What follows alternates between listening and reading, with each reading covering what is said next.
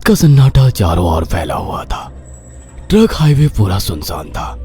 चारों ओर ठंड से हाड़ कपा देने वाली ठंड चल रही थी। हाईवे के चारों ओर घना जंगल था।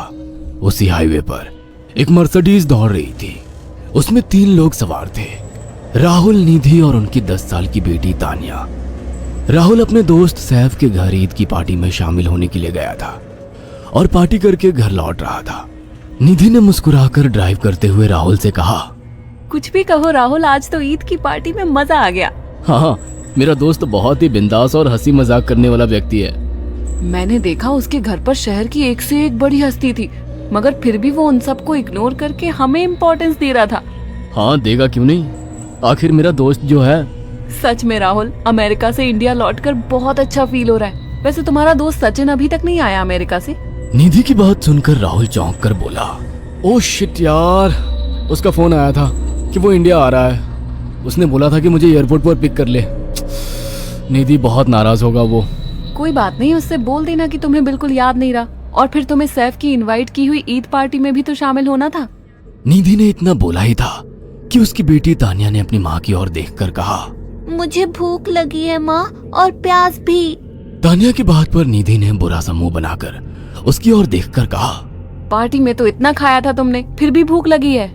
निधि की बात पर तानिया ने मासूम सा चेहरा बनाकर कहा, कोई बात नहीं मम्मी, मुझे पानी ही पिला दीजिए। कितनी बार बोला है मुझे मम्मी मत बोला करो। पानी अभी नहीं है, आगे जाकर कोई शॉप पड़ेगी तो बोतल खरीद के दे दूंगी।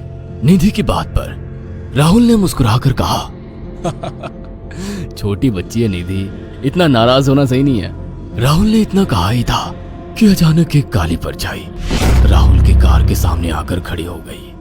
राहुल के पैर अचानक ब्रेक पर पड़ गए। गाड़ी तेज रफ्तार में थी। ब्रेक अचानक लगने से पलटते पलटते बाल बाल बची थी। राहुल के चेहरे पर भयानक ठंडी में भी पसीने की बूंद टपकने लगी। वो दोनों कार से बाहर निकल आए। निधि ने डरते हुए कहा, आखिर कौन था ये? ऐसा लगा जैसे कि कोई भयानक काली परछाई मेरे कार के सामने आकर खड़ी हो गई हो। वह दोनों काली रात के सन्नाटे में इधर उधर देखने लगे। तभी निधि को एक घने पेड़ के पास दो चमकीली हुई आंखें दिखाई दी। उसकी आंखें बिल्कुल भेड़ियों की तरह लग रही थी। निधि ने चीखते हुए राहुल से कहा, राहुल देखो कौन है वो, जल्दी से गाड़ी में बैठो, मुझे बहुत डर लग रहा है। राहुल ने उस तरफ देखा तो उसके रोंगटे खड़े हो गए। वो दोनों गाड़ी के अंदर बैठने ही वाले थे कि अचानक एक अजीब सा चेहरा वाला भयानक सा आदमी बिजली की रफ्तार से उनके सामने आकर खड़ा हो गया। राहुल ने देखा कि उसका चेहरा बिल्कुल सड़ा हुआ था और उसकी आंखें भेड़िए की तरह चमक रही थी। उसके लंबे लंबे बाल उसके कंधे तक आ रहे थे और उसके दांत भेड़िए की तरह बाहर की ओर निकल रहे थे।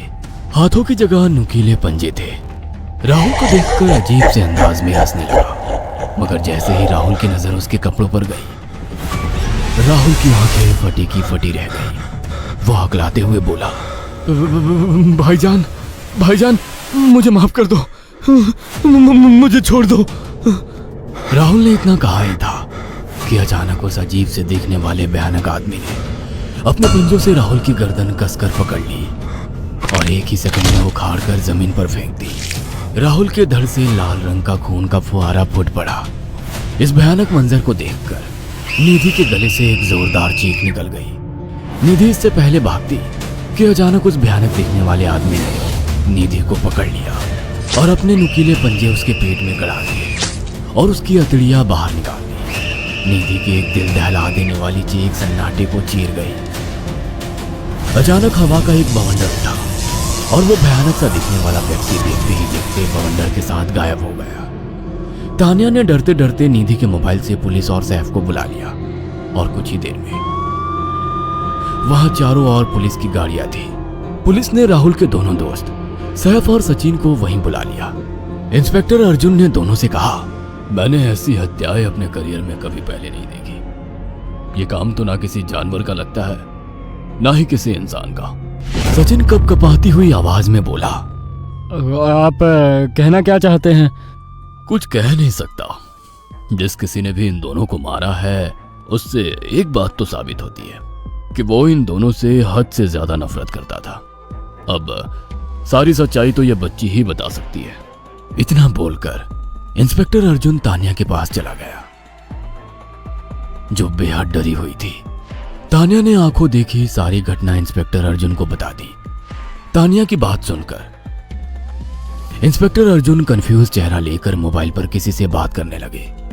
सचिन इंस्पेक्टर के पास आ गया और सैफ भी डरता हुआ इंस्पेक्टर अर्जुन के पास आकर बोला, क्या हुआ इंस्पेक्टर? तानिया ने क्या बताया? उसने जो बताया वो काबिल यकीन नहीं है। उसकी बात पर किसी भी तरह से यकीन नहीं किया जा सकता। फिर भी कुछ तो बताया इंस्पेक्टर। हाँ, उस बच्चे के मुताबिक एक भूत ने निधि और राहुल को बड़ी बेदर्दी से मारा है। इंस्पेक्टर की बात सुनकर दोनों बुरी तरह से चौंक गए। क्या मतलब है इस बात का? बच्ची बेहद डरी हुई है। हम आगे की तफ्तीश जारी रखेंगे। निधि और राहुल तो चले गए, अब तानिया को मैं रख लूंगा। नहीं नहीं, राहुल मेरा अच्छा दोस्त था। तानिया अब मेरे साथ रहेगी। देखिए, बच्ची के माँ बाप अब इस दुनिया में नहीं है और आप दोनों भी शादीशुदा है। मुझे नहीं लगता कि आप दोनों बच्ची की सही से देखभाल कर सकते हैं। मेरी कोई औलाद नहीं है। मैंने अपनी पत्नी को फोन कर दिया है, वो भी IPS ऑफिसर है। ये बच्ची आज से मेरे साथ रहेगी। उसका मासूम चेहरा मेरे दिल में उतर गया है। अब तुम दोनों जा सकते हो। पूछताछ के लिए मैं जब भी तुम्हें बुलाऊं तुम दोनों आ जाना। इंस्पेक्टर ने ये बात बोली ही थी कि अचानक वहां पर मौसम बदल गया। चारों ओर काली घटाएं छा गई और एक भयानक बवंडर उठा और देखते ही देखते सब पुलिस वालों के सामने वो भयानक चेहरे वाला आकार सबके सामने खड़ा हो गया। उसको देखकर सबके रोंगटे खड़े हो गए। देखते ही देखते उसने अपने भयानक पंजे सैफ की आंखों में डालकर उसकी आंखें निकाल ली। सैफ ने चीखते हुए वहीं दम तोड़ दिया। उस भयानक आदमी को देखकर सचिन उसके पैरों पर गिर गया। तुम तो भाईजान से कपड़े पहने हो। मैं समझ गया, तुम भाईजान हो। मुझे माफ कर दो भाईजान, मुझे यहाँ से जाने दो। मैंने कुछ नहीं किया था। वो भयानक चेहरे वाला गुर्राते हुए बोला, बता इन सबको कि ये सब इतनी भयानक मौत क्यों मरे। सचिन दौड़ता हुआ इंस्पेक्टर अर्जुन के पास गया और बोला, मैं जानता हूँ इसने इन तीनों को क्यों मारा। इसका नाम भाईजान था। जब ये जिंदा था ये किसी का भाई किसी की जान था। बहुत साल पहले ये हम सबका बहुत अच्छा गहरा दोस्त और बिजनेस पार्टनर था। ये सबकी बहुत मदद किया करता था। इसकी प्यारी सी बेटी थी तानिया, जो इस वक्त कार के अंदर बैठी हुई है। ये इसी की बेटी है। भाईजान अपने सारे पैसों से एक बहुत बड़ा हॉस्पिटल खोलना चाहता था जिससे गरीबों का मुफ्त इलाज किया जा सके, मगर हम तीनों इसके लिए तैयार नहीं थे। हमारी नीयत उसकी दौलत पर खराब थी और एक दिन हम सब धोखे से ईद के दिन भाईजान को यहाँ ले आए और इसे मारकर फेंक दिया। तो फिर तुम सबने इसकी बेटी को क्यों जिंदा छोड़ दिया? हमें बाद में पता लगा कि भाईजान ने सारी जायदाद अपनी बेटी के नाम कर दी है, इसीलिए हमने भाईजान की पत्नी को भी मार दिया। और तानिया का तुम 18 साल की उम्र पूरी करने का इंतजार कर रहे थे ताकि सारी जायदाद अपने नाम करा सको और बाद में उसे भी ठिकाने लगा सको। इसी के लिए तुम दोनों इस मासूम बच्ची को अपने साथ रखने की जिद कर रहे थे। जी, आपने बिल्कुल सही कहा। हम तानिया को भी इसी जगह लाकर मार देते। सचिन की बात सुनकर इंस्पेक्टर अर्जुन की आंखों में खून उतर आया। इंस्पेक्टर अर्जुन के कुछ कहने से पहले ही